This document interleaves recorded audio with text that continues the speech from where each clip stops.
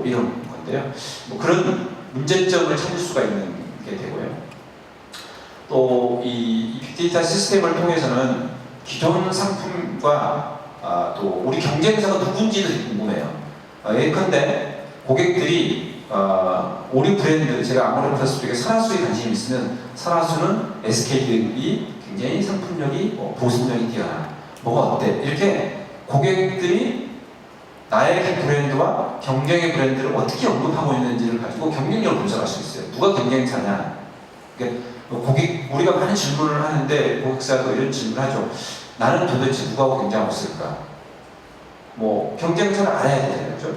그러면 우리가 어떻게 차별화 시킬까? 이게 두 번째인데 실제 고객이 인식하는 경쟁을 파악할 수 있는 것도 가능해지고 있고요.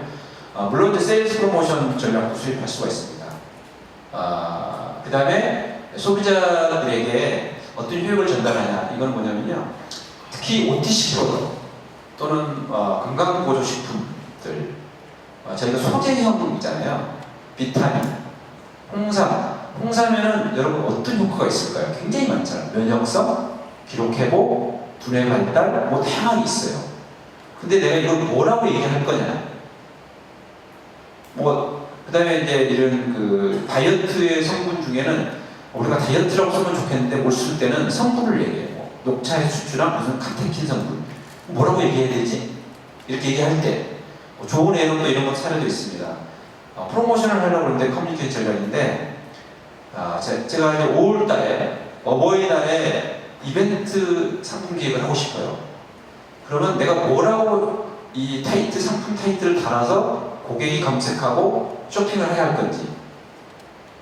그럼 어버이날에는 제가 어버이날이라는 키워드로 빅데이터 분석을 해봤더니 가장 많이 쓰는 단어가 감사, 효도 이렇게 나와서 예를 들면 그럼 감사의 선물 세트. 그러면 고객사가 감사의 선물 세트를 이렇게 검색을 해요. 그럼 우리가 키워드 광고에 감사의 선물 세트 또는 우리 상품의 감사의 선물 세트로 상품셋을 구성해요. 가장 먼저 올라오겠죠. 이런 식으로 고객들의 소리를 그대로 분석하면 어떻게 표현할 거냐, 내가 갖고 있는 이 자원을 어떻게 표현해줘서 고객들이 서로 커뮤니케이션 쉽게 원활하게 될 거냐를 할 수 있고요. 그러다 보니까 당연히 광고 홍보 어떻게 결과가 나오는지, 모델에 대한 이미지는 어떤지, 뭐 이런 요즘에 핫한 이슈들이 너무 많지 않습니까? 광고 모델을 썼는데 모델을 선정하기 전에 이 사람의 이미지를 고객들은 어떻게 하고 있는지를 알고 싶고, 광고 후에는 어떤 게 있나, 또 어떤 빅 이슈가 생겨가지고 특정 연예인들이나 이 방송인들이 문제가 생기면 이 사람의 이미지는 뭘까? 똑같습니다. 뭐 기업 이미지도 마찬가지고 기업들의 롯데그룹에서 현재 이미지가 어떤가, 그럼 바로 분석해서 우리가 캠페인을 어떻게 풀어나가야 되느냐, 이렇게 이제 가능해지고, 또 위기가 되는 경우도 있죠. 어디 식품에 뭐가 들어가 있다. 그럼 어떻게 반응하고 있냐, 고객들은. 이런 걸 다 감지할 수도 있고, 고객들의 그 인식도 파악할 수 있게 됩니다. 뿐만 아니라 이제 이런 단순하게 고객의 소리 말고도 각종 이제 이렇게 VOC 고객 같은 경우는 이렇게 상담도 할 수 있는 것도 효율을 높이기도 하고, 또는 영업의 전략을 높여서 매출을 높이기도 하고, 여러 가지 이런 것들을 활용할 수 있는 사례들이 굉장히 많이 있습니다. 이 앞에 보셨던 것들은 텍스트 마이닝이라는 걸 통해서 SDT 기능이든 어떤 SDT라는 것 자체는 분석이 아니잖아요. 그죠? 음성을 텍스트로 전환해주고 이 텍스트를 통해서 마이닝을 한 다음에 결과로 이렇게 활용할 수 있다는 걸 보여드렸고요.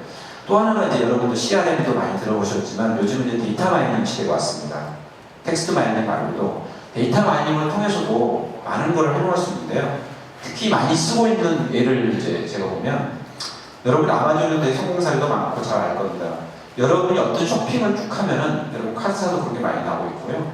여러분 뭐 신세계나 이마트나 각종 뭐 11번 간에 쇼핑을 하면 여러분이 쇼핑하는 패턴을 가지고 추정해서 데이터 마이닝을 통해서 아까처럼 학습을 시켜요.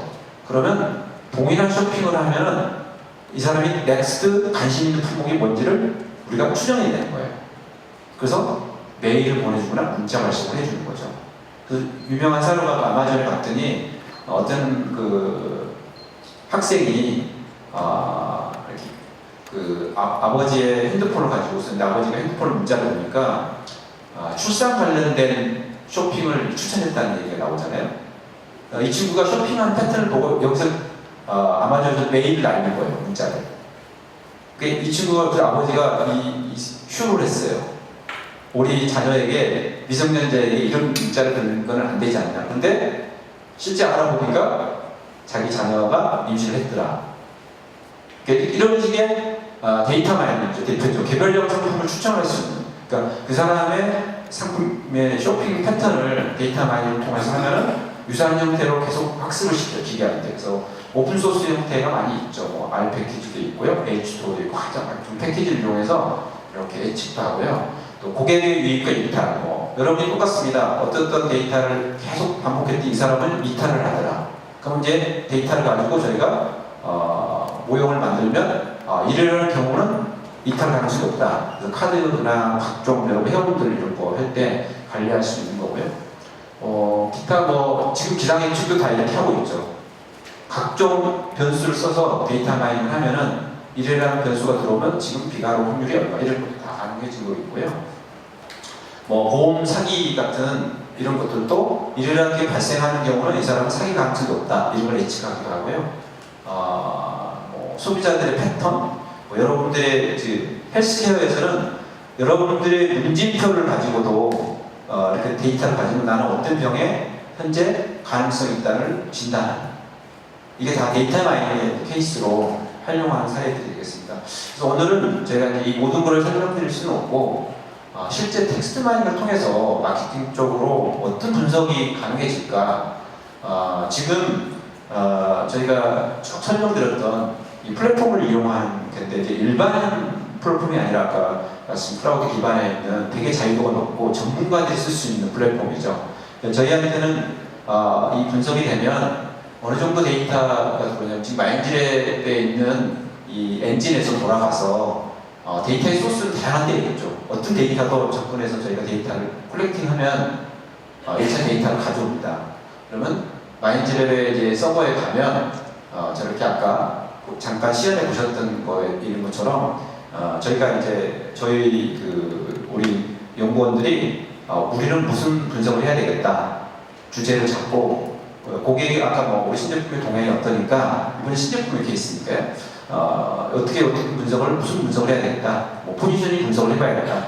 성공 원인을 알아야겠다. 우리 고객이 누군지를 알아야 되겠다. 경쟁이 누군지를 알아야겠다. 이런 걸 맡겠던 이제 텍스노미를 정리하고 아까 엔진을 통해서 데이터를 이렇게 다운로드를 합니다. 그럼 데이터가 다운로드되면 데이터베이스에 들어오고요. 그 데이터베이스에 들어온 형태를 가지고 분석을 하는 사례가 되겠습니다. 실제로 이 사례인데요. 2016년도 자료로 분석했던 자료고요. 예를 들면 아까 보셨지만 되게 궁금하신 분들이 되게 많아요. 기업에서 어떤 얘기를 하냐면 우리 블로그를 긁어서 혹시나 우리가 홍보하는 자료 아니야 이러시는 분도 하세요. 근데 데이터를 저기서 긁어보면 그리고 좀 더 디테일하게 들어가면 이 빅데이터에 나오는 모든 거는 어떤 단어의 언급량이 일차적이에요. 그죠? 사례수예요, 사례수. 100만 개가 나왔다. 그럼 100만 개의 건수예요. 근데 이거를 AI라고 하면 AI가 100만 개가 나왔는데 1월 1일부터 1월 30일이 100만 개라는 게 나왔어요. 이거를 단어로도 100만 개 될 수 있죠. 근데 한 사람이 100만 원을 썼어요. 그럼 한 사람이 쓴 거죠, 글을. 그러면 이게 어떤 가치가 있냐고 물어봐요. 그래서 단어 하나로 카운트할 수 있고요. 문서 하나, 그죠? 이 사람이 100만 번 쓴 거 하나의 글이죠. 다큐멘트 하나로도 카운트할 수 있어요. 이게 제가 선택할 수가 있어요. 그래서 그런 질문을 많이 하세요. 한 사람이 계속 반복해서 써놓으면 그럼 이게 되게 의미 있는 글이냐? 아니죠. 문서로 보면 하나, 그죠? 그 다음에 아까 고객들이 기업사에서 우리 블로그에 그릴 거다. 저기 보면 문서 넘버와 그 날짜와 그걸 다 조합을 하면요. 원래 글이 그대로 이렇게 저희가 이렇게 볼 수가 있어요. 그러면 누가 쓴 글인지를 그대로 알 수가 있어요. 좀 제거하면 돼요. 그래서 그런 신뢰성의 문제는 이 정도 자유도는 전혀 없습니다. 특정사가 보여주는 플랫폼에서 불가능합니다. 플랫폼은 그게 보여주지 않아요. 알 수가 없죠. 그렇기 때문에 굉장히 자유도가 높고 전문가들이 쓸 수 있는 이런 협력관계가 있을 때만이 저걸 필터링 할 수 있고 검증해낼 수 있어서 신뢰할 수 있는 정보만 가지고 분석을 그 다음에 넘어갈 수가 있어요. 그렇지 않으면 저희도 이게 오해를 많이 받고 제가 이제 몇 개 빅데이터 업체를 만나서 해보면 이렇게 오픈해 주질 않았어요. 그렇기 때문에 굉장히 분석할 수가 없어요. 전문가들은. 그냥 뭐 사례를 보고 이런 정도인데 그래서 이렇게 해서 이제 분석을 했던 사례를 잠깐 몇 가지 보여드리고 마치도록 하겠습니다. 첫 번째로 이게 이제 우리가 뭐 버즈의 세월은 얼마큼 될까 관심이잖아요. 경쟁사와 우리의 이 고객들의 목소리의 점유율은 얼마큼 될 거냐. 뭐 소셜 네트워크 또는 점유율을 추정해 주세요 하는 사례입니다. 이게 실제로.